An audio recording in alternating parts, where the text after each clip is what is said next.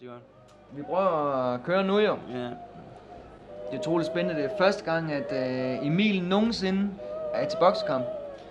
Ja, det siges jo, at Super sværvægt. Jeg vil sige, at nu så Emil op til kampen, og man siger, at han tager det ganske roligt. Meget imponeret over hans uimponerethed i forhold til at skulle bokse en kamp. Virkelig, jeg har jo selv skidt i boksen nu her. Altså super cool, jeg vil sige. Der var ikke nogen, der ville have troet, at det var ham, der skulle op og bokse. Kommer ned og snakker med os er fuldstændig almindeligt. Det er jo sådan en helt, det siges jo sådan, at bokser, de har jo ikke minimum 14 dage efter kampen, noget at Emil jo... Så han havde jo faktisk lyttet til træner, der ikke haft sex i 14 dage. Der har vi snakket om, at det er jo nemt at blive professionel bokser i det tilfælde. ja, det må man faktisk sige, så er man jo dømt til at være professionel bokser. Så står det ikke. For the thousands in attendance and the millions watching around the world, ladies and gentlemen, let's get ready to rumble!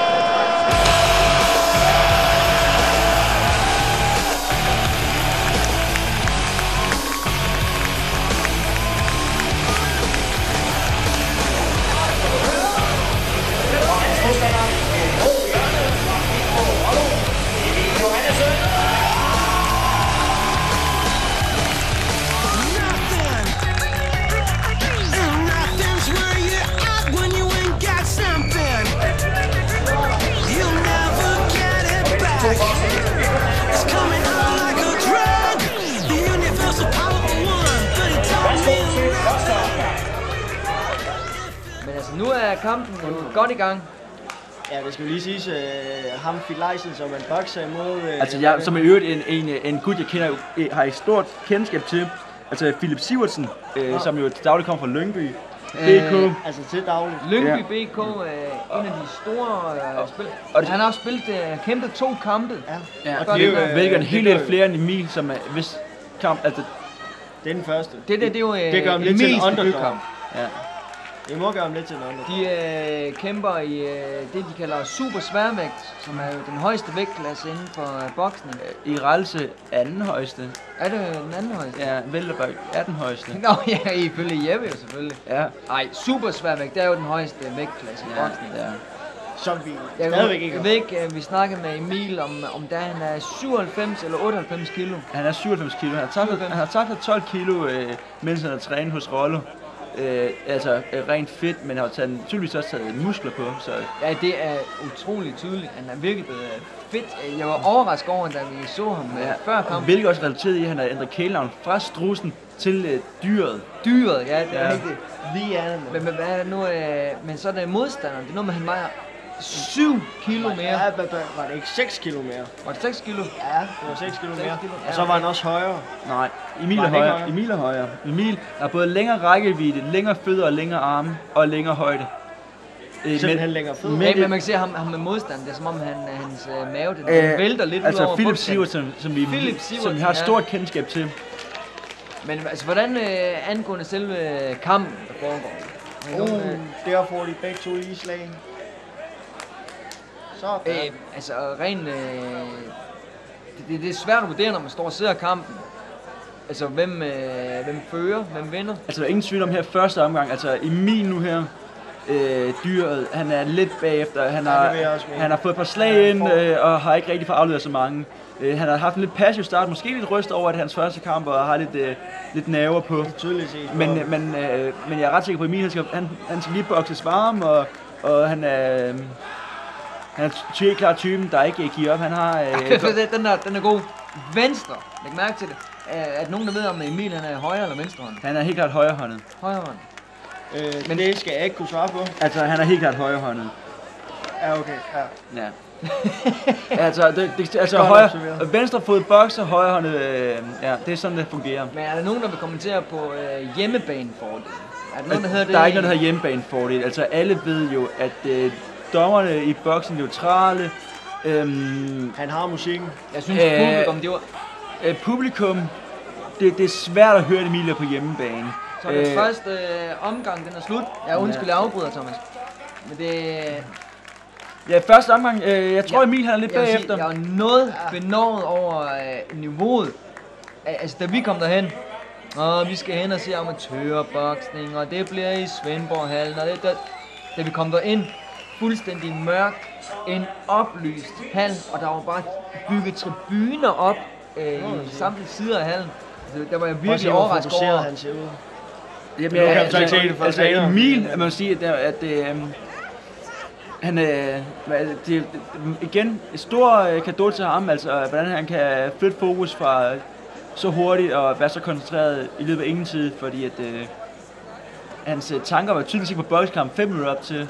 Den var jo alle andre steder, men vi er meget fokuseret. Altså, jeg synes, han har taget det med ophøjet sindsro det hele. Meget uimponeret, og det er uimponeret, det er det rigtige udtryk. Men jeg synes faktisk, at her i slutningen af første runde, der kom Emil han bokser godt varm og starter til synligheden godt igen. Nu, han svinger meget mindre nu, end han gjorde før. Han virker mere klar. Har allerede fået... Hvad træneren har sagt til ham der? Jamen, det ved jeg faktisk meget om. Altså, han har sagt, Emil, boks dit eget spil, lav en 1-2'er, måske en 1-2-3'er, hvis du føler for det. Men ellers holder paraderne op og boks der varm, og så... Få et par jab ind. Nej, det har han faktisk ikke sagt. Han har faktisk ret, det han præcis han sagde. Lad nu være, få en jab ind. Okay. Det er jo sikre slag, og... Jeg tror ikke, at sådan en bokser som Emil, han skal arbejde på jabs. Altså, det er jo mere de hårde slag. Det er lidt hårde slag, ja. Det er de overraskende. Bam, bam! Igen og igen. Eller altså uden at stand på den. Jamen, du har jo meget forstand på det, og det er lige præcis det at træneren har sagt. Det ved jeg også, det er sådan noget, de praktiserer meget nede hos Rollo i Svendborg. Altså, tag de sikre slag. Jabene, det er jab. Og her kommer en kendt Emil. En 1-2-3, og så er han der igen. Men jabs, det er det, vi i børsbrug kalder en Cristiano Ronaldo-fint. Altså, det ser godt ud, men det virker jo ikke.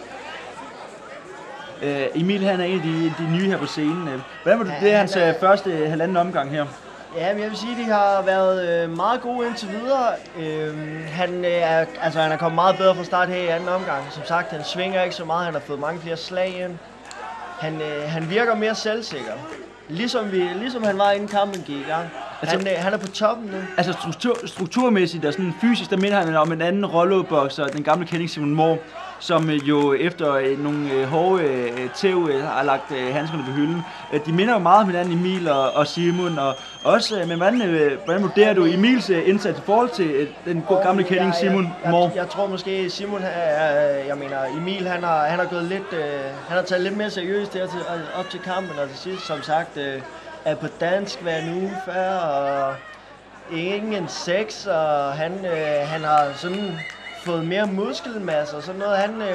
Han kommer gående ind, walking tall. Jeg vil sige i forhold til, hvis jeg må afbryde her i jeres diskussion, at Emil i forhold til Simon Moore, det på mange måder kan det være en meget relevant sammenligning, fordi at de begyndte begge to relativt sent aldersmæssigt at bokse.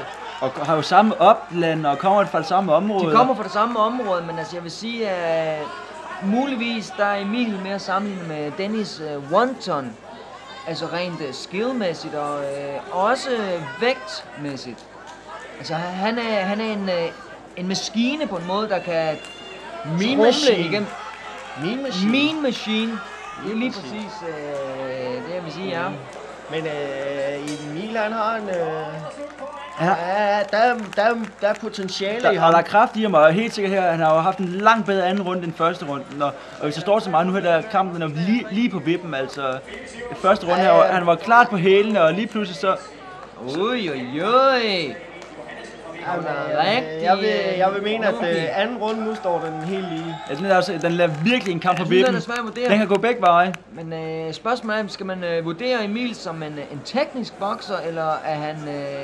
han er styrke. En styrkebokser? Jamen, det var også mit umiddelbare indtryk af ham, efter at se ham i gentagende gange nede i lokalerne op til. Men altså, her de 2 første runder virkelig nærmest fået man den modsatte. Prøv at se det kæmpe saber. Han har Emil har virkelig givet nogle håndmadder. Det har været nogle hårde slag.